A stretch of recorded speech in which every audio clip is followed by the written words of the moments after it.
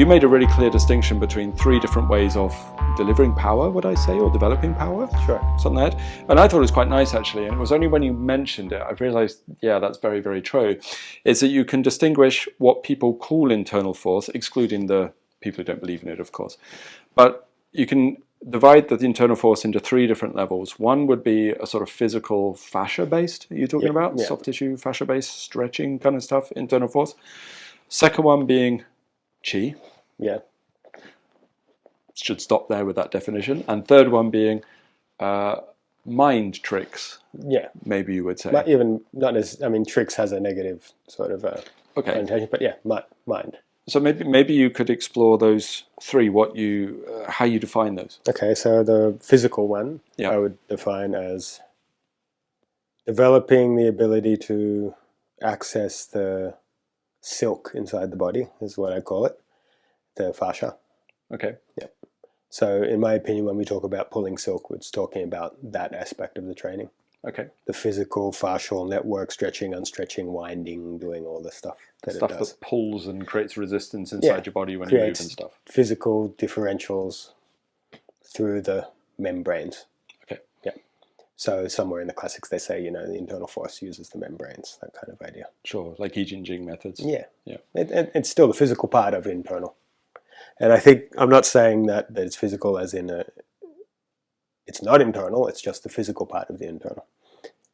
But you're clearly distinguishing it between that and sort of muscular contraction and leverage. Not muscular contraction and leverage around the bones. Right. It is the webbing, the fascial, some people call it the wetsuit, things like that. Moving inside. Okay. Yeah, and making a very specific kind of power. Now, most people, hardly anyone does that, but people that have any internal, there's a school that does that and develop that and think that that's it. That's where I started, I think. I think that's a very important rebounding part. Kind of stuff. Yeah, and it can go a lot further than rebounding. Sure. But I think it's a very important part. And I think that the other aspects should also have that. Right, sure. Maybe it's foundational or something like that. So opening the body and all that is so you can develop that. Okay, yes. Now that's a big chunk of the what we call the internal people that actually can do stuff.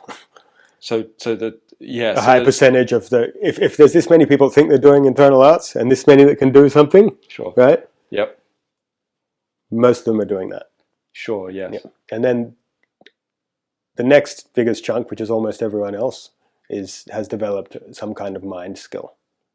Right, okay. Yep. So they can This develop... is the one that's probably hardest for people to understand, I think, when we were chatting about it. Yeah, it's difficult to explain what it is because you need mind skill to perceive it. Go for it. You're on the spot. Do your best. Well, they have some kind of meditative skill. Maybe they don't have the jhanas or chan, but they can make a frequency of mind and use intention and subtle sort of concept to affect the mind energy of themselves and the opponent, right? Partner. Okay. Yes, and it certainly works at a certain strata of resistance.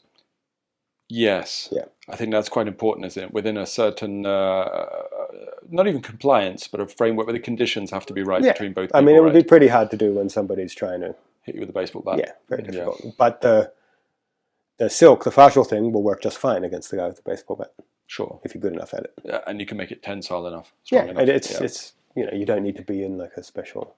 So the mind stuff is maybe similar to what I've seen in some of like, not it's going to sound like I'm being negative, in some of the like the Systema lines that are their empty forcey stuff is that. Yes. And most of the so-called Tai Chi masters that we've seen video of and everything that have like woo-woo skill is that also. Mind tricks based stuff. Yeah. Mind tricks. Stuff. I shouldn't say tricks, but you know what I mean. It's the chi of the mind is how I like to describe it. Yeah, when you're mind energy. When you're captured by it, the feeling of it is like the intent is led. It's like you can almost physically feel your intent being captured, and then your nerves are reacting to what's being done by the other person's intent, right? Yeah, like that. Okay. And maybe their intent is even an empty one of non-intent, but it's still sure affecting you through the mind nervous system connection. Sure. Definitely.